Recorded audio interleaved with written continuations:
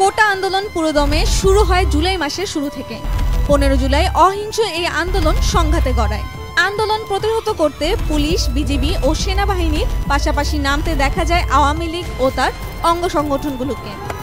সংঘাতে 1 আগস্ট পর্যন্ত 212 জন নিহত হয়েছেন বলে নিশ্চিত হয়েছে প্রথম আলো। জুলাই মাস জুড়ে সরকার, দলীয় সমর্থক, পুলিশ, আন্দোলনকারী সহ নানা দিক থেকে আসা নানা মন্তব্য নিয়ে এই প্রতিবেদন। 1 জুলাই ঢাকা বিশ্ববিদ্যালয়ের কোটা আন্দোলনের সমন্বয়ক নাহিদ ইসলাম বলেন, 4 জুলাইয়ের মধ্যে আইনিভাবে আমাদের দাবির চূড়ান্ত সুরাহা করতে হবে। 3 জুলাই মুক্তিযুদ্ধের চেতনার নামে বড় আকারে মুক্তিযোদ্ধা কোটা চিরস্থায়ী করলে স্বাধীনতার মূল উদ্দেশ্যকে ধ্বংস করা হয়। জাতীয় সংসদে বাজেট অধিবেশনের সমাপনী বক্তব্যে বিরোধী দলীয় নেতা জি.এম. কাদের এ কথা বলেন। 4 জুলাই আন্দোলনের চাপ দিয়ে কি হাইকোর্টের রায় সুপ্রিম কোর্টের রায় পরিবর্তন করবেন? আপিল বিভাগের শুনানিতে প্রধান বিচারপতি ওবায়দুল হাসান। শাহবাগ মোড়ে অবরোধ কর্মসূচিতে সমন্বয়ক নাহিদ বলেন, 2018 সালে গণ আন্দোলনের পরিপ্রেক্ষিতে নির্বাহী বিভাগ কোটা বাতিল করে যে পরিপত্র জারি করেছিল, বিচার বিভাগ দিয়ে সেই কোটাকে আবার পুনর্বহাল করা হলো। এটা শিক্ষার্থীদের সঙ্গে একটা প্রহসন। 6 জুলাই ছাত্র আন্দোলনের ভূমিকা নিয়ে বিএনপি মহাসচিব মির্জা ফখরুল ইসলাম বলেন, এটা ছাত্রদের আন্দোলন, এখানে বিএনপির সম্পৃক্ত হওয়ার প্রয়োজন নেই, তাই বলে নিজ আন্দোলনের নৈতিক সমর্থন করব না।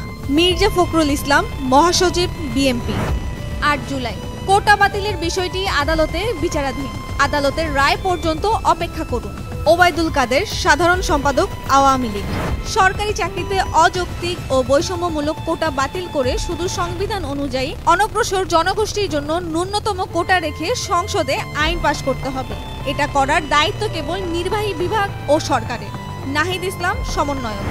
10 জুলাই রাস্তায় স্লোগান দিয়ে রায় পরিবর্তন করা যায় না, এটি সঠিক পদক্ষেপ নয়। ওবায়দুল হাসান, প্রধান বিচারপতি।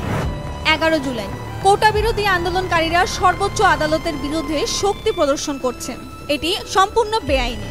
ওবায়দুল কাদের। শিক্ষার্থীরা লিমিট ক্রস করে যাচ্ছেন। আসাদুজ্জামান খান, স্বরাষ্ট্রমন্ত্রী। 14 জুলাই কোটা বিষয়ে আমার কিছু করার নেই, মামলার পর আদালত যে রায় দেন এতে নির্বাহী বিভাগের কিছু করার নেই। তারা তো আইন মানবে না, আদালত মানবে না, সংবিধান কি তারা চিনবে না, বা একটা কাজ করতে হলে কার্যনির্বাহীর কাজ কি, বিধিমালা বা ধারা থাকে। একটা সরকার কিভাবে চলে সে সম্পর্কে কোনো ধারণা এদের নেই। মুক্তিযোদ্ধাদের নাতিপুতিরা পাবে না, তাহলে কি রাজাকারের নাতিপুতিরা চাকরি পাবে? প্রধানমন্ত্রী শেখ হাসিনা।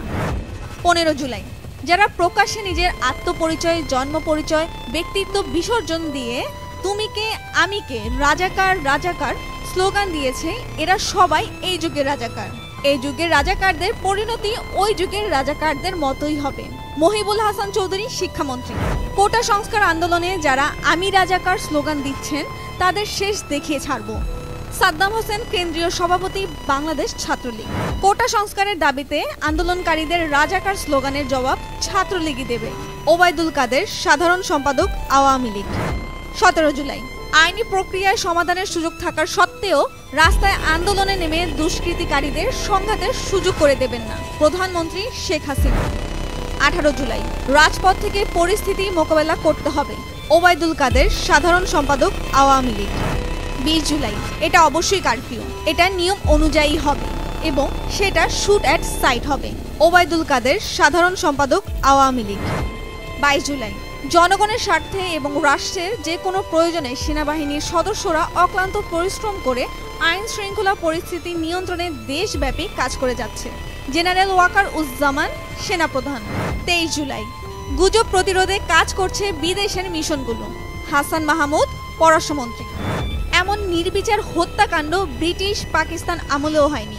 মির্জা ফখরুল ইসলাম, মহাসচিব, বিএনপি। কোটা আন্দোলনকারীদের একদিন জাতির কাছে জবাব দিতে হবে, কেন তারা তাদের দেশে এই ধ্বংসযজ্ঞের সুযোগ দিল। প্রধানমন্ত্রী শেখ হাসিনা। ত্রাণ ও পুনর্বাসন অধিদপ্তরের নিচ তলার পুরোটা পুড়িয়ে দিয়েছে, তার পার্শ্ববর্তী আরেকটি ডেটা সেন্টার আংশিক পুড়িয়ে দিয়েছে এবং 3টি ডেটা সেন্টারের ফাইবার অপটিক্যাল কেবল রিডান্ডেন্সি সহ পুড়িয়ে দিয়েছে। ফলে আইএসপির 70% সার্ভার সেখানে ডাউন হয়ে গেছে। আমরা বেলা 3টা থেকে ধাপে ধাপে এই পরিস্থিতির কারণে রাত 9টায় ইন্টারনেট বন্ধ করিনি। এতে ইন্টারনেট বন্ধ হয়ে গেছে। জুনায়েদ আহমেদ পলক, ডাক, টেলিযোগাযোগ ও তথ্য প্রযুক্তি প্রতিমন্ত্রী। 28 জুলাই, নিরাপত্তার স্বার্থে আমরা সমন্বয়কদের ডিবি হেফাজতে নিয়েছি। হারুনুর রশিদ, ঢাকা মহানগর গোয়েন্দা পুলিশের সাবেক অতিরিক্ত কমিশনার। ডিবি বলছে নিরাপত্তার কারণে তাদের কাছে রেখেছে। সন্তান মা বাবার কাছে নিরাপদ। ডিবি অফিসে কিসের নিরাপত্তা? ডিবি কার্যালয়ের সামনে দাঁড়িয়ে সমন্বয়ক নাহিদ ইসলামের মা মমতাজ নাহার। 29 জুলাই, প্রাণের মূল্য কোটি কোটি টাকার চেয়ে অনেক বেশি। তানজিম আহমেদ, সাবেক স্বরাষ্ট্র প্রতিমন্ত্রী। কোটা সংস্কার আন্দোলন বন্ধে জোর করে 6 সমন্বয়কদের দিয়ে বিবৃতি দেওয়ার অভিযোগটি গুজব। হারুনুর রশিদ, ঢাকা মহানগর গোয়েন্দা পুলিশের সাবেক অতিরিক্ত কমিশনার। জাতিকে নিয়ে মশকরা করেন না, যাকে ধরেন খাবার টেবিলে বসিয়ে দেন। বৈষম্য বিরোধী ছাত্র আন্দোলনের 6 সমন্বয়কের মুক্তির সঙ্গে রিটের শুনানিতে হাইকোর্টের মন্তব্য।